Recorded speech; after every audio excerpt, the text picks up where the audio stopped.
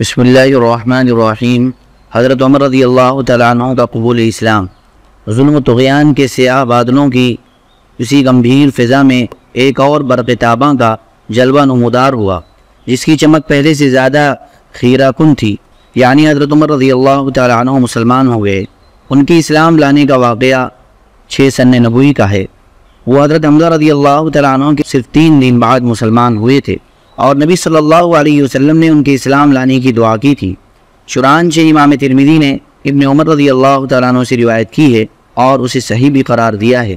اسی طرح طبرانی نے حضرت ابن مسعود رضی اللہ تعالیٰ عنہ اور حضرت انس رضی اللہ تعالیٰ عنہ سے روایت کی ہے کہ نبی صلی اللہ علیہ وسلم نے فرمایا: اللہم اعز الاسلام باحب الرجلین الیک بعمر بن الخطاب او بابی جہل بن ہشام۔ اے اللہ، عمر بن خطاب اور ابو جہل بن ہشام میں سے جو شخص تیرے نزدیک زیادہ محبوب ہے، اس کے ذریعے سے اسلام کو قوت پہنچا۔ اللہ تعالیٰ نے یہ دعا قبول فرمائی اور حضرت عمر رضی اللہ تعالیٰ عنہ مسلمان ہو گئے۔ اللہ کے نزدیک ان دونوں میں زیادہ محبوب حضرت عمر رضی اللہ تعالیٰ عنہ تھے۔ حضرت عمر رضی اللہ تعالیٰ عنہ کے اسلام لانے سے متعلق جملہ روایات پر مجموعی نظر ڈالنے سے واضح ہوتا ہے کہ ان کے دل میں اسلام رفتہ رفتہ جاگزی ہوا۔ مناسب معلوم ہوتا ہے کہ ان روایات کا خلاصہ پیش کرنے سے پہلے حضرت عمر رضی اللہ تعالیٰ عنہ کے مزاج اور جذبات و احساسات کی طرف بھی مختصراً اشارہ کر دیا جائے۔ حضرت عمر رضی اللہ تعالیٰ عنہ اپنی تند مزاجی اور سخت خوئی کے لیے مشہور تھے۔ مسلمانوں نے طویل عرصے تک ان کے ہاتھوں طرح طرح کی سختیاں جھیلی تھیں۔ ایسا معلوم ہوتا ہے کہ ان میں متضاد قسم کے جذبات باہم دست و گریبہ تھے۔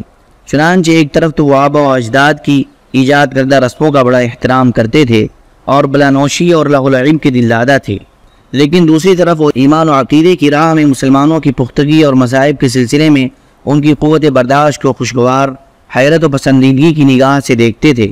پھر ان کے اندر کسی بھی عقل مند آدمی کی طرح شکوک و شبہات کا بھی ایک سلسلہ تھا جو رہ کر ابھرا کرتا تھا کہ اسلام جس بات کی دعوت دے رہا ہے غالباً وہی زیادہ برتر اور پاکیزہ ہے۔ اس لیے ان کی کیفیت دم میں ماشا دم میں تولہ کی سی تھی کہ ابھی بھڑکے اور ابھی ڈھیلے پڑ گئے۔ حضرت عمر رضی اللہ تعالیٰ عنہ کے اسلام لانے کے متعلق تمام روایات کا خلاصہ ما جمع و تدبیر یہ ہے کہ ایک دفعہ انہیں گھر سے باہر رات گزارنی پڑی۔ وہ حرم تشریف لائے اور خانہ کعبہ کے پردے میں گھس گئے۔ اس وقت نبی صلی اللہ علیہ وسلم نماز پڑھ رہے تھے اور سورہ الحاقہ کی تلاوت فرما رہے تھے۔ حضرت عمر رضی اللہ تعالیٰ عنہ قرآن کریم سننے لگے اور اس کی تعریف پر حیرت زدہ رہ گئے۔ ان کا بیان ہے کہ میں نے اپنے جی میں کہا، خدا کی قسم یہ تو شاعر ہے جیسا کہ قریش کہتے ہیں، لیکن اتنے میں آپ نے یہ آیت تلاوت فرمائی: اِنَّهُ لَقَوْلُ رَسُولٍ كَرِيمٍ وَمَا هُوَ بِقَوْلِ شَاعِرٍ قَلِيلًا مَا تُؤْمِنُونَ۔ یہ ایک بزرگ رسول کا قول ہے، کسی شاعر کا قول نہیں، تم لوگ کم ہی ایمان لاتے ہو۔ حضرت عمر رضی اللہ تعالیٰ عنہ کہتے ہیں میں نے اپنے جی میں کہا، اوہ یہ تو کاہن ہے، لیکن اتنے میں آپ نے یہ آیت تلاوت فرمائی: وَلَا بِقَوْلِ كَاهِنٍ قَلِيلًا مَا تَذَكَّرُونَ تَنزِيلٌ مِّن رَّبِّ الْعَالَمِينَ۔ یہ کسی کاہن کا قول بھی نہیں، تم لوگ کم ہی نصیحت قبول کرتے ہو، یہ اللہ رب العالمین کی طرف سے نازل کیا گیا ہے۔ حضرت عمر رضی اللہ تعالیٰ عنہ کا بیان ہے کہ اس وقت میرے دل میں اسلام جاگزی ہو گیا۔ یہ پہلا موقع تھا کہ حضرت عمر رضی اللہ تعالیٰ عنہ کے دل میں اسلام کا بیج پڑا، لیکن ابھی ان کے اندر جاہلی جذبات، تقلیدی عصبیت اور آبا و اجداد کے دین کی عظمت کے احساس کا چھلکا اتنا مضبوط تھا کہ نہا خانہ دل کے اندر مچلنے والی حقیقت کے مغز پر غالب رہا۔ اس لیے وہ اس چھلکے کی تہ میں چھپے ہوئے شعور کی پرواہ کیے بغیر اپنے اسلام دشمن عمل میں سرگردہ رہے۔ ان کی طبیعت کی سختی اور رسول اللہ صلی اللہ علیہ وسلم سے فرط عداوت کا یہ حال تھا کہ ایک روز خود جناب محمد رسول اللہ صلی اللہ علیہ وسلم کا کام تمام کرنے کی نیت سے تلوار لے کر نکل پڑے، لیکن ابھی راستے ہی میں تھے کہ نعیم بن عبداللہ النحام ادوی سے یا بنی زہرہ یا بنی مخزوم کے کسی آدمی سے ملاقات ہو گئی۔ اس نے تیور دیکھ کر پوچھا، عمر کہاں کا ارادہ ہے؟ انہوں نے کہا، محمد صلی اللہ علیہ وسلم کو قتل کرنے جا رہا ہوں۔ اس نے کہا، محمد صلی اللہ علیہ وسلم کو قتل کر کے بنو ہاشم اور بنو زہرہ سے کیسے بچ سکو گے؟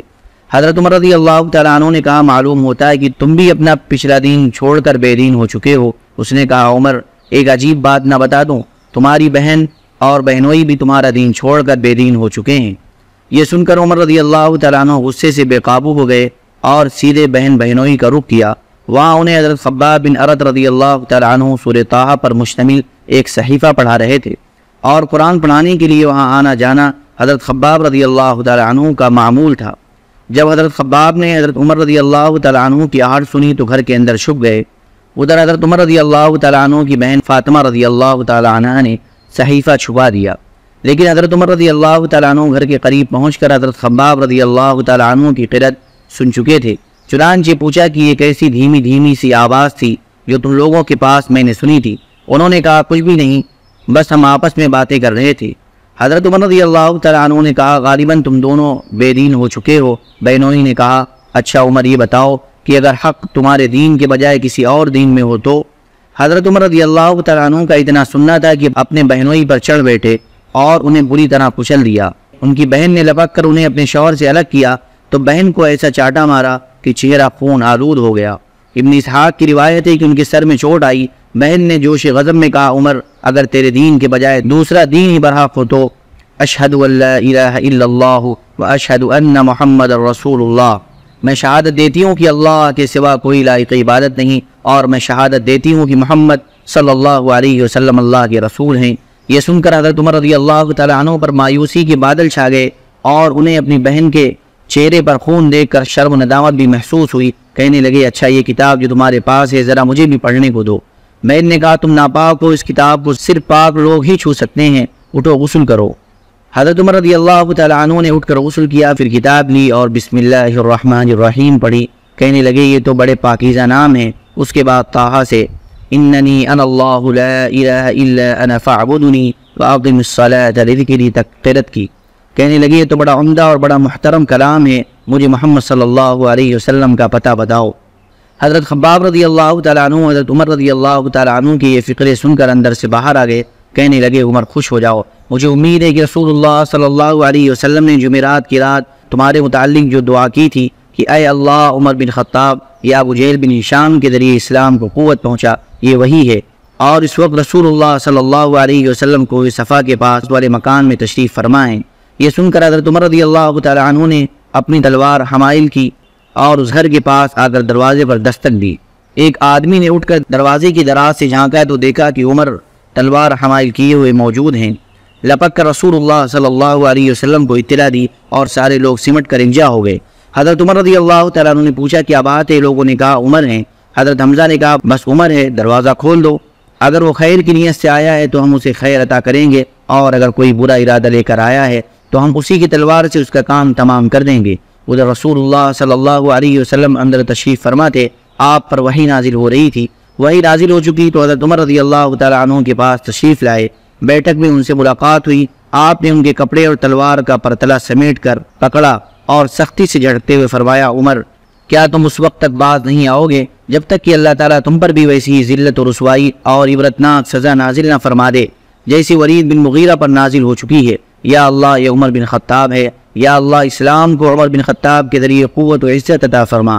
آپ کے اس ارشاد کے بعد حضرت عمر رضی اللہ تعالی عنہ نے حلقہ بگوش اسلام ہوتے ہوئے کہا اشہد ان لا الہ الا اللہ و انک رسول اللہ، میں گواہی دیتا ہوں کہ یقیناً اللہ کے سوا کوئی لائق عبادت نہیں اور یقیناً آپ اللہ کے رسول ہیں۔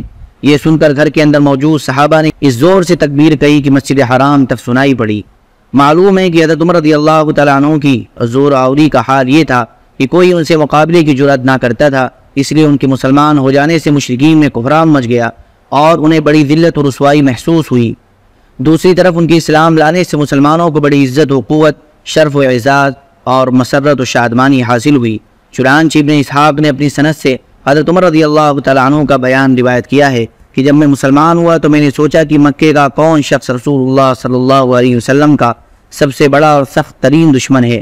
پھر میں نے جی میں کہا یہ ابو جہل ہے۔ اس کے بعد میں نے اس کے گھر جا کر اس کا دروازہ کھٹکھٹایا، وہ باہر آیا اور دیکھ کر بولا اہلاً و سہلاً، خوش آمدید خوش آمدید، کیسے آنا ہوا؟ میں نے کہا تمہیں یہ بتانے آیا ہوں کہ میں اللہ اور اس کے رسول محمد صلی اللہ علیہ وسلم پر ایمان لا چکا ہوں اور جو کچھ وہ لے کر آئے ہیں اس کی تصدیق کر چکا ہوں۔ حضرت عمر رضی اللہ تعالیٰ عنہ کا بیان ہے کہ یہ سنتے ہی اس نے میرے رخ پر دروازہ بند کر لیا اور بولا اللہ تیرا برا کرے اور جو کچھ تو لے کر آیا ہے اس کا بھی برا کرے۔ امام ابن جوزی نے حضرت عمر رضی اللہ تعالیٰ عنہ سے روایت نقل کی ہے کہ جب کوئی شخص مسلمان ہو جاتا تو لوگ اس کے پیچھے پڑ جاتے، اسے زد و کوب کرتے اور وہ بھی انہیں مارتا۔ اس لیے جب میں مسلمان ہوا تو اپنے ماموں عاصم بن ہاشم کے پاس گیا اور اسے خبر دی۔ وہ گھر کے اندر گھس گیا، پھر قریش کے ایک بڑے آدمی کے پاس گیا، شاید ابو جہل کی طرف اشارہ ہے، اور اسے خبر دی، وہ بھی گھر کے اندر گھس گیا۔ ابن ہشام اور ابن جوزی کا بیان ہے کہ جب حضرت عمر رضی اللہ تعالیٰ عنہ مسلمان ہوئے تو جمیل بن معمر عجمی کے پاس گئے۔ یہ شخص کسی بھی بات کا ڈھول پیٹنے میں پورے قریش میں سب سے زیادہ ممتاز تھا۔ حضرت عمر نے اسے بتایا کہ وہ مسلمان ہو گئے ہیں۔ اس نے یہ سنتے ہی نہایت بلند آواز سے چیخ کر کہا، ابن خطاب کا بیٹا بے دین ہو گیا ہے۔ حضرت عمر رضی اللہ تعالیٰ عنہ اس کے پیچھے ہی بولے، یہ جھوٹ کہتا ہے، میں مسلمان ہو گیا ہوں۔ بہرحال لوگ حضرت عمر رضی اللہ تعالیٰ عنہ پر ٹوٹ پڑے اور مار پیٹ شروع ہو گئی۔ لوگ حضرت عمر رضی اللہ تعالیٰ عنہ کو مار رہے تھے، یہاں تک کہ سورج سر پر آ گیا اور حضرت عمر رضی اللہ تعالیٰ عنہ تھک کر بیٹھ گئے۔ لوگ سر پر سوار تھے۔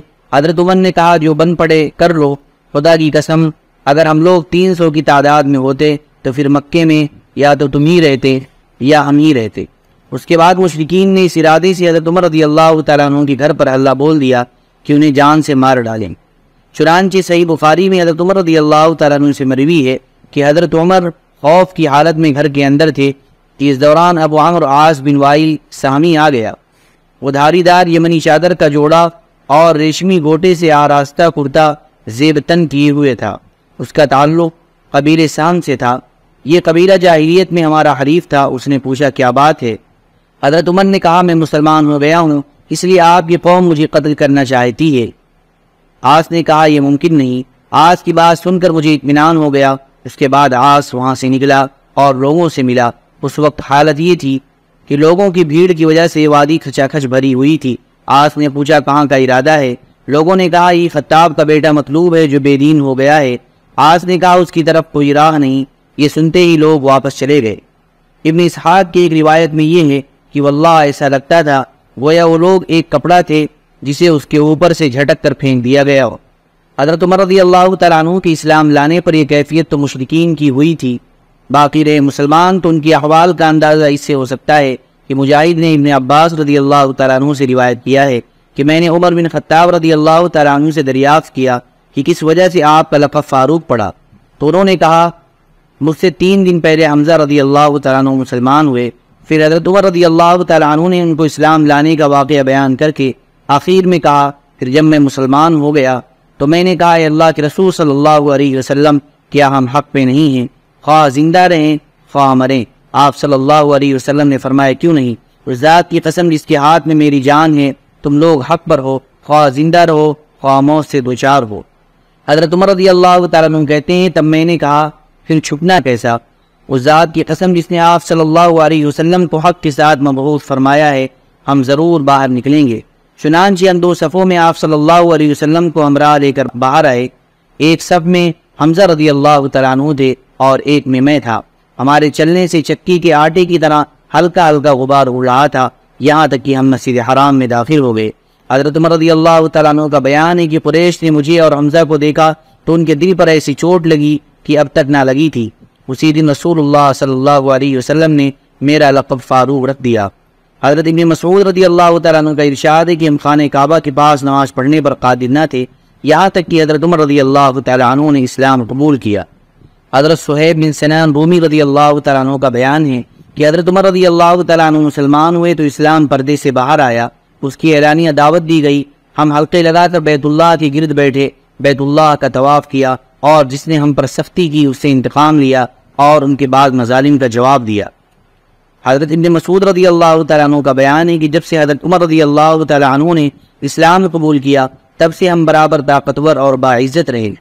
اللہم صلی علی سیدنا و حبیبنا و محبوبنا و مولانا محمد وبارک وسلم۔ سبحان ربک رب العزت عما یصفون وسلام علی المرسلین والحمد للہ رب العالمین۔